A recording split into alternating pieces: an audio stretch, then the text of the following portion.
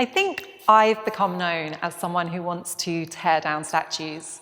And the reason for that is that back in 2017, I wrote about Nelson's column. Now, this was a time when in the US, there were all of these confrontations around Confederate statues, these monuments in American cities and towns that glorify people from the Civil War. And these were specifically people, let's remember, who fought a war, were willing to go to war against their own countrymen to defend the institution of slavery. Everything they stand for is connected to white supremacy and the oppression of black people. It's a pretty good question why monuments to people like that belong in contemporary American cities and public spaces. So while America was arguing over the fate of its Confederate statues, I noticed something really distinctive happening in Britain, and it's not the first time. British people were saying, oh my God, American racism is terrible. Thank God we don't have anything like that over here. That prompted me to think about some of our British heroes and the huge plinths and pedestals we put them on. And specifically, I started to think about Nelson's column, which, as almost everyone knows, has pride of place in Trafalgar Square. And the thing about Admiral Nelson is, we all know why he's on top of this column. He won an existential battle against the French, protected Britain from invasion by Napoleon. But what most people don't know is that this was a man who used the influence he obtained through naval victory and converted it into lobbying power in favor of slavery. He used his position in the House of Lords to advocate actively against abolishing slavery. You know, some people say, well, you should judge figures like Nelson by the standards of their time. And that's a fair point. So let's judge Nelson by the standards of his time. This was right at the very end of the 18th century. The nation was moving towards the abolition of the transatlantic slave trade. And even at that moment, Nelson was vociferously arguing that slavery should continue. I never tell people what to think.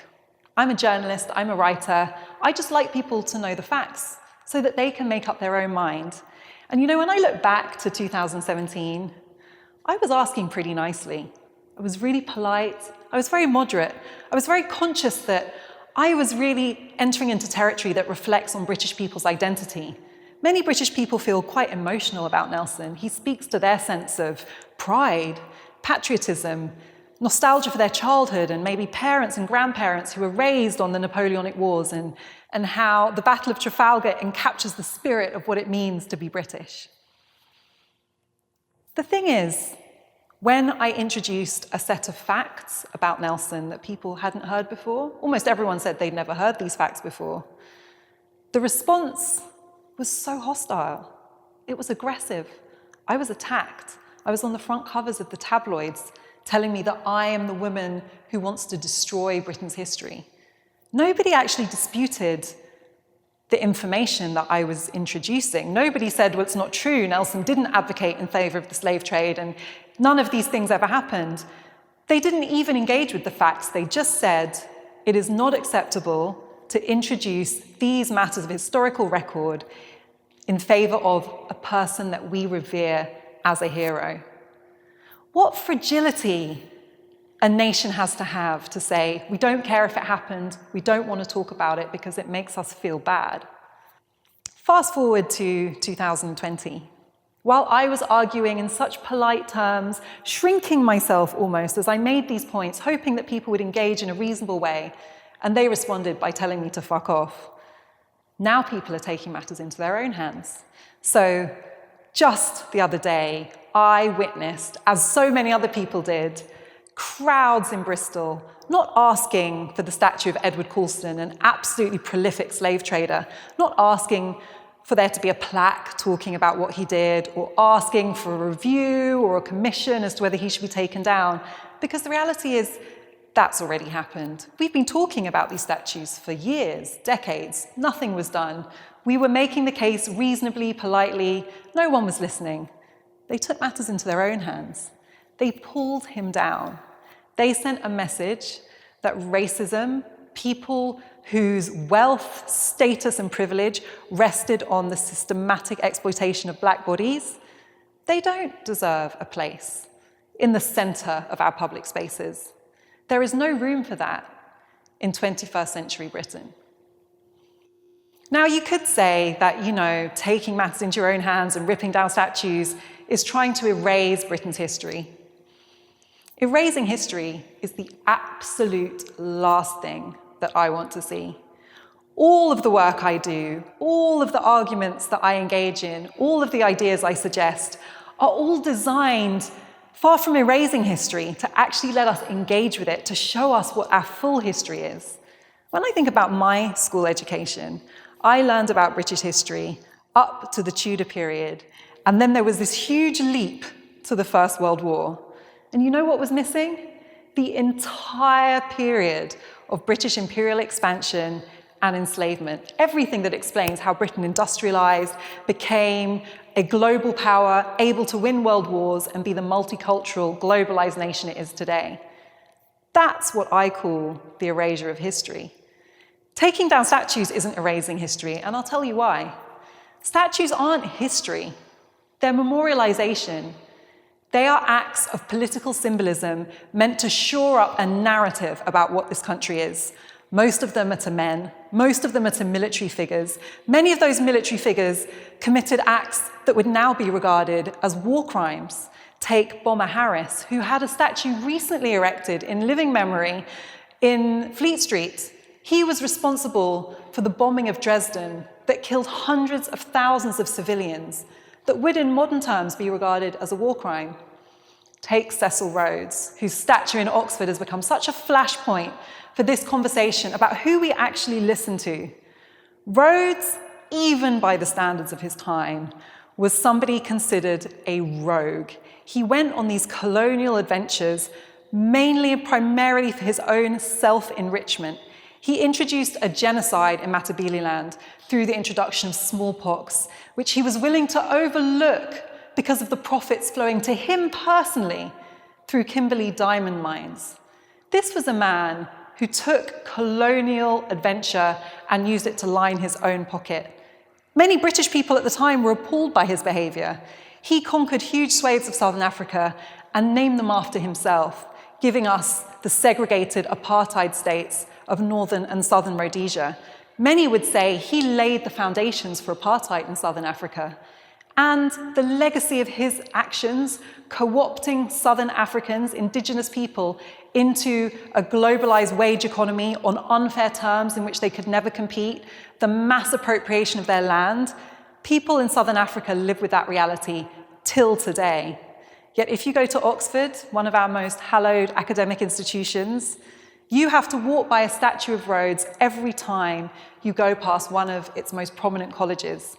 And why is Rhodes there? Is it because people in Oxford sat down and thought, this is a man we should revere? This is an upstanding person who represents the best of Britishness? No. Rhodes' statue is there for the same reason that Edward Colston's statue is in Bristol, because he bought his place. He used the very money he earned from exploitation and aggressive self-enrichment, and he bribed people. He created foundations and philanthropic efforts that were named after him and designed to keep his name alive. Some people say, yeah, but he did good. He created the Rhodes Scholarship. Look at Edward Colston. He founded schools. He gave money to city institutions. Some of our newspapers even had the temerity to create a pros and cons. The Daily Mail, pros and cons of slavery. On the one hand, it enslaved and kidnapped and tortured Africans. But on the other, we got music halls, schools, and institutions. I don't think I need to explain what's wrong with that. You cannot quantify the pain, the suffering, the intergenerational damage that was done by people who committed these acts of atrocity. And even more than that, the glorification of these people has made us stupid. It's made us so stupid that we can't cope when people offer us facts. It's made us so dependent on this comfort version of British history. We see history as a celebratory subject, something that has to make us feel good, something designed to shore up our confidence and pride. We can't cope with information that contradicts our narrative of moral glory. Other nations have done this better. Look at Germany, forced to confront the darkest parts of its history, not by choice, but by the Allies who insisted on it after the Second World War. The Nazis didn't really build statues, so there aren't really very many of those to see, but what they did build were these huge phallic works of architecture. Those were the things that came down. And alongside that, Britain also insisted on taking down the statues from the imperial era in Germany because it still represented that kind of militaristic pride that nobody wanted to tolerate in Germany after the experience of the Second World War. And what Germany did with those statues is really interesting. It took them down off their plinths and put them in a museum.